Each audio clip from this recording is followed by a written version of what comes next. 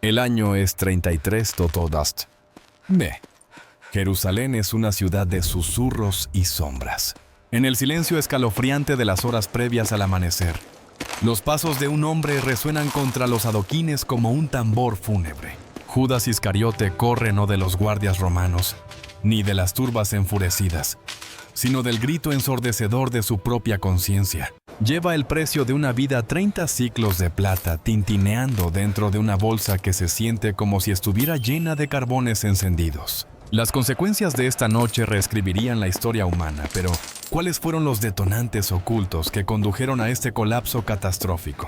¿Fue Judas un villano, una víctima de su propia ambición, o un peón en un juego mucho más grande de lo que podía imaginar? Al entrar con él en el santuario, oirás un sonido que ha perseguido a la teología durante 2 milenios, el repique de la culpa. Hay un detalle aterrador en la forma en que estas monedas golpean el suelo. Un detalle que revela exactamente lo que Judas vio en los ojos de Cristo durante aquella última cena. Si escuchas con atención los ecos que describimos, descubrirás la única cosa que Judas olvidó y que podría haberlo cambiado todo.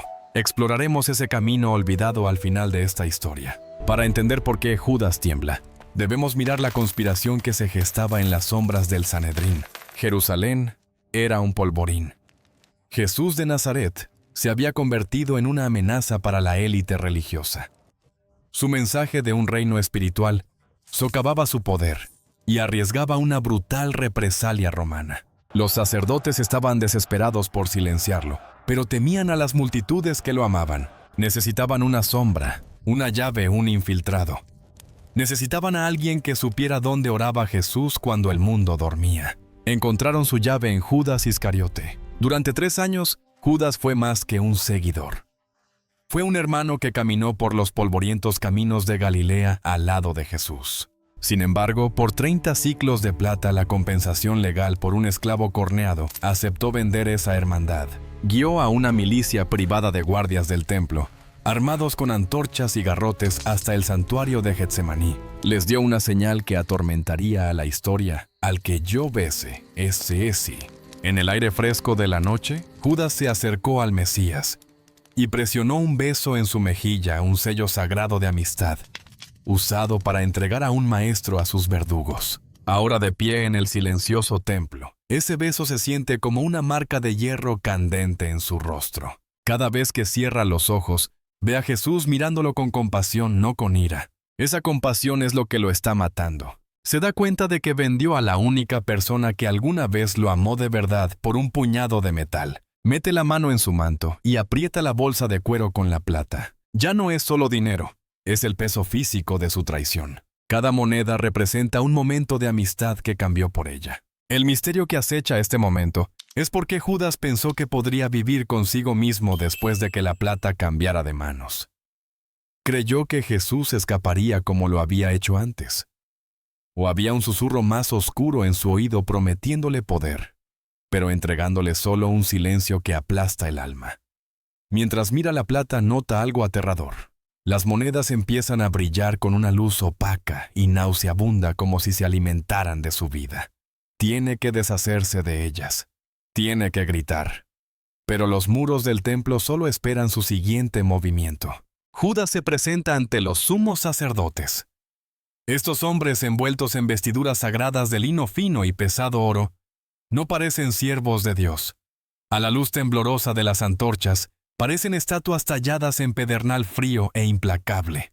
Sus ojos no reflejan misericordia, solo una indiferencia escalofriante que le congela la médula a Judas. Con las manos que no dejan de temblar, extiende la bolsa de cuero.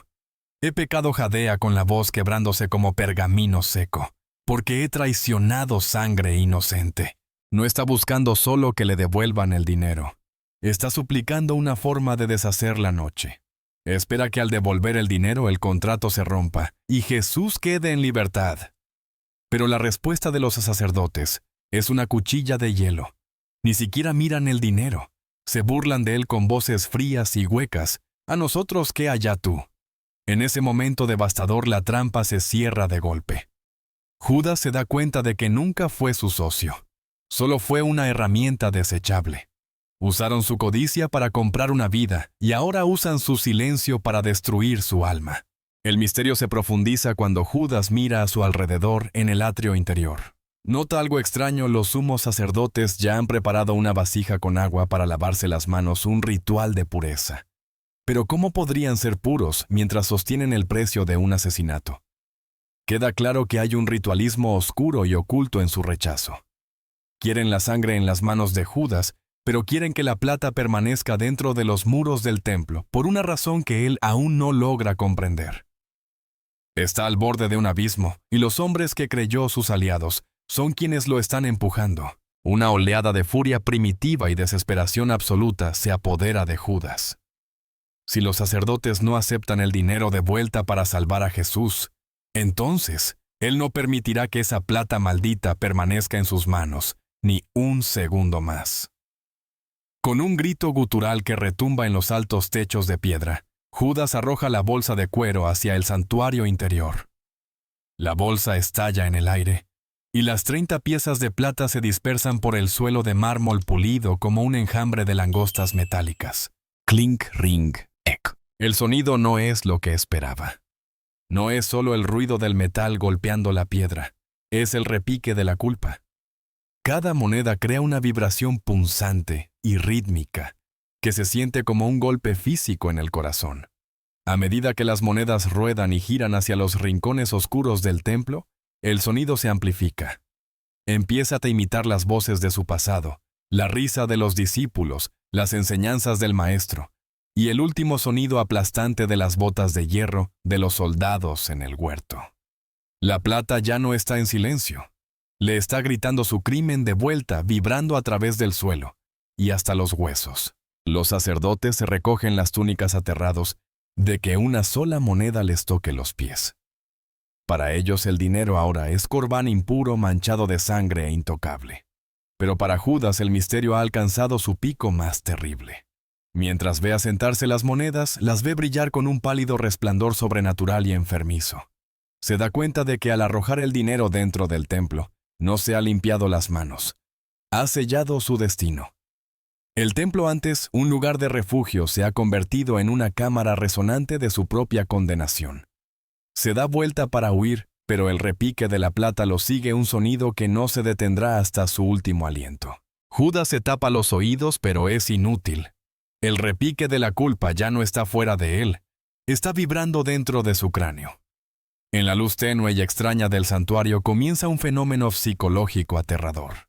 Cada vez que una moneda se detiene sobre la piedra, el sonido se transforma en una visión. No solo escucha el metal, ve los rostros de los pobres, a quienes alguna vez ayudó, ahora mirándolo con ojos vacíos. Oye cómo el tintineo se convierte en el sonido de un martillo clavando clavos, un eco profético de la crucifixión que él acaba de poner en marcha. El suelo de mármol del templo empieza a aparecer un vasto mar de plata congelada. En su visión, las 30 monedas parecen multiplicarse, reflejando su traición 1000 veces. Mira a los sumos sacerdotes, pero se han vuelto fantasmas silenciosos, observándolo con una satisfacción fría y depredadora. El misterio del repique revela su verdad más oscura. Este sonido es la voz de una conciencia que ha comprendido su propio punto de no retorno. Es el sonido de una puerta que se cierra de golpe entre un hombre y su creador. Mientras retrocede tambaleándose hacia la salida, el ritmo de las monedas rodando empieza a igualarse con el latido frenético de su propio corazón. Clink, thump. Clink, thump.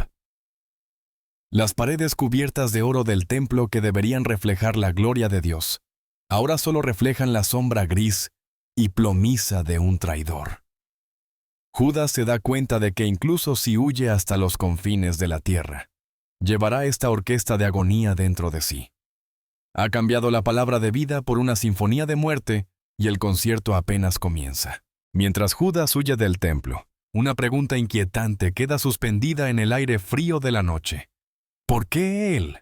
¿Por qué Jesús, el hombre que podía leer los corazones de todos, elegiría a un traidor para estar entre sus 12 escogidos? Algunos estudiosos sugieren que Judas no era solo un villano, sino un hombre cegado por otro tipo de esperanza. Tal vez anhelaba un Mesías político, un rey que usara plata y espadas para aplastar a los opresores romanos. Cuando comprendió que el reino de Jesús estaba hecho de espíritu y sacrificio y no de acero y oro, su decepción se convirtió en un aguijón mortal. Pero el misterio va más hondo. Jesús sabía que el anillo de la culpa sucedería antes de que se acuñara una sola moneda. Y aún así le lavó los pies a Judas. Aún así le ofreció el pan de la amistad en la última cena. Esto revela una verdad aterradora sobre la naturaleza humana. Dios nos da la libertad de amarlo o de venderlo. La tragedia de Judas no fue solo la traición en sí, fue su negativa a creer en la misericordia después de la caída. Mientras Pedro también negó a Cristo y encontró perdón en lágrimas, Judas solo encontró un espejo en la plata, un espejo que le mostró un monstruo que no pudo perdonar. La plata sobre el piso del templo se convirtió en una línea divisoria entre dos mundos. Un mundo de ley rígida y máscaras religiosas donde los sacerdotes permanecían fríos y silenciosos. Y otro mundo de gracia del cual Judas se alejó apresurado para escapar del ruido. Pero aquí está el secreto que los guardias del templo nunca contaron: el sonido de esas 30 monedas no estaba destinado a empujarlo al lazo, sino a llevarlo de regreso a sus rodillas. Oyó el juicio, pero perdió la invitación escondida dentro del eco. Judas irrumpe fuera de las puertas del templo y se adentra en las sombras irregulares de las calles de Jerusalén. Está corriendo, pero el anillo de la culpa es más rápido. Cada paso sobre el pavimento de piedra resuena con un tintinear metálico, como si el mismo suelo bajo sus pies estuviera empedrado con la plata que arrojó. Levanta la vista hacia la luna llena, pero ya no parece una luz celestial. Parece una sola moneda de plata enorme, fría e indiferente, observando cada uno de sus movimientos. El silencio de la noche es una mentira en sus oídos. 30 monedas siguen girando, siguen vibrando, siguen gritando. Llega al borde de la ciudad con vista a un valle desolado. Este es el lugar que pronto será comprado con su dinero de sangre, pues los sacerdotes no pueden devolver la plata impura al tesoro. La usarán para comprar un campo de alfarero, un cementerio para extranjeros. En la mente de Judas, la tierra se abre. Ve la arcilla del campo volverse del mismo gris plomizo que sus manos. Se da cuenta de que la plata no solo compró la vida de un hombre, compró un pedazo de tierra para su propia destrucción. El misterio de las monedas alcanza su revelación final y trágica. Judas creyó que podía deshacerse de la plata y quedar libre, pero olvidó que el peso de la traición se lleva en el corazón, no en las manos. El campo que lo espera en la oscuridad. Akeldama. El campo de sangre no es solo un lugar. Es el final físico de un alma que eligió el eco del metal por encima de la voz de la misericordia. Mientras ata la cuerda, lo último que oye no es el viento, sino el inquietante y rítmico tintinear de 30 piezas de plata golpeando el suelo una última vez. El sol sale sobre Jerusalén, pero para Judas el amanecer nunca llega. De vuelta en el templo, los sumos sacerdotes recogen con cuidado la plata dispersa, no con las manos, sino con herramientas, como si tocar las monedas pudiera infectar sus propias almas. Compran el campo del alfarero, cumpliendo una profecía que ni siquiera se dieron cuenta de que estaban escribiendo. Pero recuerda el misterio con el que comenzamos. Porque una moneda específica llevaba una marca de la que nadie se atreve a hablar, porque esa moneda representa la elección que todos enfrentamos. La plata no tuvo poder sobre Judas. Judas le dio poder a la plata. El anillo de la culpa finalmente se desvaneció de los pasillos del templo, pero se trasladó a la conciencia de la humanidad. Miramos el asiento vacío en la última cena y comprendemos la verdadera tragedia. Jesús estaba dispuesto a perdonar la traición, pero Judas estaba demasiado ocupado, escuchando el tintinear de su propio remordimiento, como para oír el susurro de la gracia. El mayor misterio no es cómo un hombre pudo vender a Dios por 30 piezas de plata. Es cómo un Dios pudo seguir amando a un hombre que lo vendió. Al cerrar este video, pregúntate, ¿cuál es el sonido que resuena en tu propia vida? ¿Es el frío tintinear metálico de errores pasados y una culpa pesada? ¿O es el silencio de una misericordia que es más fuerte que cualquier plata? No permitas que tus sombras te conduzcan a Akeldama. En cambio, deja que la luz del que fue traicionado te guíe a casa. Oremos, Señor, líbranos del amor a la plata y de la oscuridad de la traición. Cuando nuestros corazones tiemblen con el eco de la culpa, recuérdanos que tu sangre fue el único precio que jamás se necesitó para hacernos libres. Que nunca huyamos de tu presencia, sino que hallemos nuestro descanso en tu gracia eterna. Amén.